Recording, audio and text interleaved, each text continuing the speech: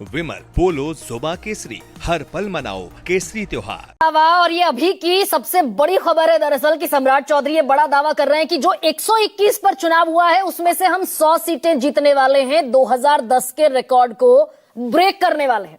तो ऋषिकेश, सबसे पहले मैं आप ही से दरअसल पूछ लूं, जमीन पर आप खाक छान रहे हैं, कैसा मुकाबला है ये? और इतनी जबरदस्त तादाद में वोटर का बाहर निकलना, अमूमन कहते हैं कि ये एंटी इनकम्बेंसी का इशारा है, सरकार के खिलाफ लहर का इशारा है।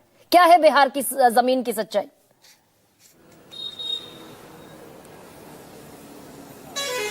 हम क्या पूछ रहे हैं गरिमा जी?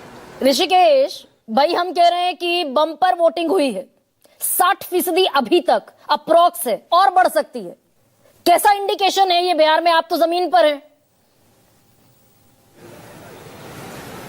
गरिमा जी देखिए, ये दो तरह के वोटिंग ट्रेंड है। पहला, जहां जहां जिन जिन इलाकों में वोटिंग का परसेंटेज बढ़ा है, उन इलाकों के अपने राजनीतिक समीकरण है। जैसे मेरे पास डाटा है कि बेगूसराय में जैसे सबसे ज्यादा वोटिंग 68% के आसपास हुई थी, वो 70% के आसपास जाएगा।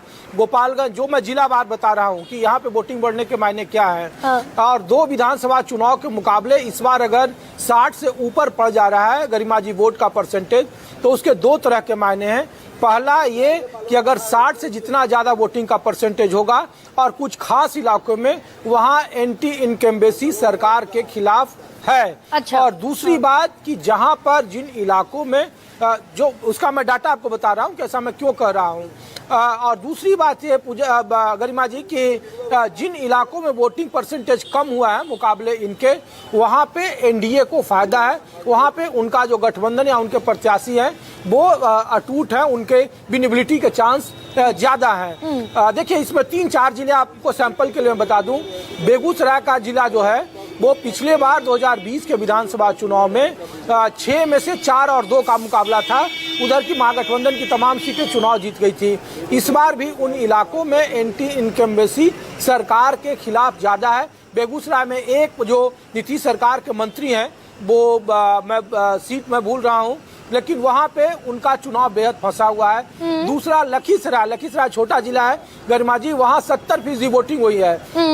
और आज दिन में आप तो विजय कुमार, यानी कि आप ये कह रहे हैं कि 70% वोटिंग अगर लखीसराय में हुई तो विजय कुमार सिन्हा अपना चुनाव हार रहे हैं, तो वो विजय सिन्हा के खिलाफ है। और दूसरी बात गरिमा जी कि मोकामा की जिस घटना को लेकर चर्चा हुई और कहा गया कि सवर्णों की गोलबंदी हो जाएगी, खास करके जो महागठबंधन के सवर्ण कैंडिडेट थे, तो वो देखने को नहीं मिला। मोकामा में वो चीजें जरूर देखने को मिला, लेकिन बगल में लखीसराय, मुंगेर के खास सूर्यगढ़ जो उन इलाकों में है, वहां पे महागठबंधन के मुकाबले जो एनडीए के गठबंधन के सवर्ण उम्मीदवार हैं, मैं इस बात पर जोर दे रहा हूं कि सवर्ण उम्मीदवारों में वोट बढ़ता हुआ दिखाई दे रहा है, जो अब तक एक मुश्त था। नहीं, दो तीन चीजें दरअसल थोड़ा सा क्लियर कर दीजिए।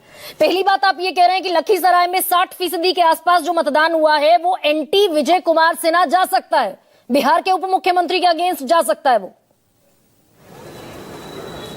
नहीं, वो ज्यादा मैं इसलिए कर रहा हूं कि आप दिन भर की घटना देख लीजिए। विजय सिन्हा अपने ही पुलिस कप्तान के खिलाफ कर रहे हैं कि मैं उप मुख्यमंत्रियों हमें गांव में घुसने नहीं दे रहा है। जहां पे उनका विरोध हुआ वो उनके स्वजातीय गांव का था, जो दुरियारी गांव था, जहां पे उनके गोबर और ढेले पत्थरबाजी की घटना हुई। तीसरी बात, जो कैंडिडेट उनके खिलाफ पिछली बार बहुत थिन मार्जिन से चुनाव जीते थे विजय सिन्हा, वहां पर उनको बड़ा नुकसान हो रहा है। अपने ही जाति में बिखराव है। जो काम 2020 में चिराग पासवान ने अलग अलग जगहों पर सवर्ण उम्मीदवार को खड़ा करके पूरा किया था, इस बार वही सवर्ण उम्मीदवारों का वोट एनडीए के साथ कुछ सीटों पर इंटैक्ट नहीं है, जिसमें विजय सिन्हा की सीट सबसे महत्वपूर्ण है।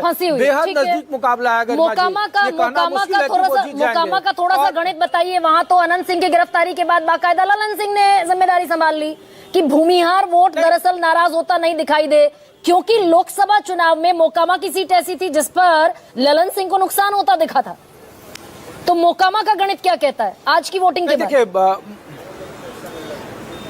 नहीं, देखिए मोकामा में निश्चित तौर पर वहाँ एनडीए का पलड़ा भारी है गरिमा, लेकिन वहाँ पे जो गरिमा जी सीट का जो अंतर है, जीत का अंतर 13,000 या 20,000, वो अंतर अनंत सिंह के लिए बेहद कम होगा। वहाँ अति पिछड़ा वोट जो नीतीश कुमार का था उसमें बिखराव है, लेकिन हाँ वहाँ गोलबंदी सवर्ण जो वोटर थे वो बहुत ज्यादा नहीं बढ़ते दिख रहे हैं और इसका अनंत सिंह को फायदा है।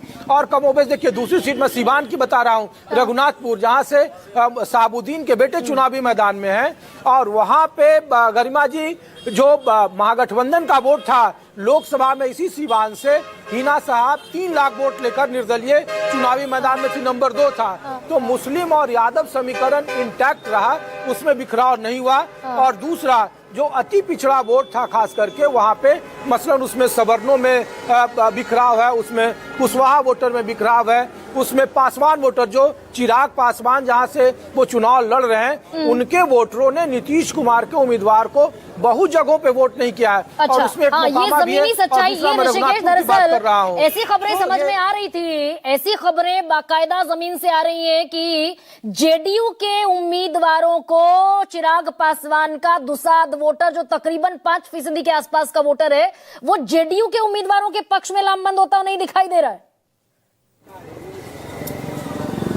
नहीं, बिल्कुल बिल्कुल आप कर रहे हैं। मैं तो 2 एग्जाम्पल दे रहा हूँ। जिस मोकामा की आप बात कर रहे हैं वहाँ 10-12 हजार पासवान वोटर हैं और आप घूम लीजिएगा, नतीजे आएंगे देख लीजिएगा, वो अनंत सिंह के पक्ष में नहीं गए हैं, अनंत सिंह के खिलाफ वोटिंग किया है उन्होंने।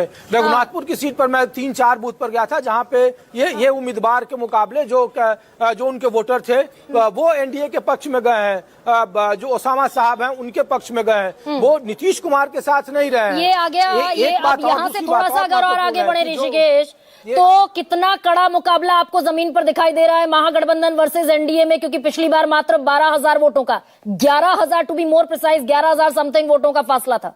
इस बार ये फाइट और क्लोज फाइट होती हुई दिखाई दे रही है या डन एंड डस्टेड मुकाबला है किसी एक गठबंधन के पक्ष में? गरिमा जी ये कहना मुश्किल है, एक तरफा लड़ाई नहीं है, बिल्कुल नहीं है। 59 और 61 का आंकड़ा था 2020 के हिसाबले में। मैं इसलिए एग्जाम्पल दे रहा हूं कि मैं जहां पर हूं छपरा के पास एकमा है, राजपूत बहुल्य सीट है। पिछले बार आरजेडी यहां चुनाव जीत गई थी, 65 या 70 हजार के आसपास राजपूत मतदाता हैं। किसी गांव में चले जाइए, हर एक गांव में 50-50 का मामला है, सवर्ण मतदाता बटे हुए हैं। जो काम 2020 में चिराग पासवान के उम्मीदवारों ने एनडीए के खिलाफ काम किया था और 5.5% वोट लाने में कामयाबी हासिल की थी, वही काम इस बार महागठबंधन के सवर्ण उम्मीदवार और दूसरा इन लोगों के आपसी जो वोट ट्रांसफर का जो गणित है, जो अलग अलग समीकरण के हिसाब से बटे हुए हैं, वो दोनों मिलाकर बराबरी पर दिख रहे हैं। बिल्कुल। अब ऋषि आप कह रहे हैं, आपने थोड़ा सा पेच और उलझा दिया, आप ये कह रहे हैं कि डन एंड डस्टेड मुकाबला नहीं है कि कोई कह दे उसकी सरकार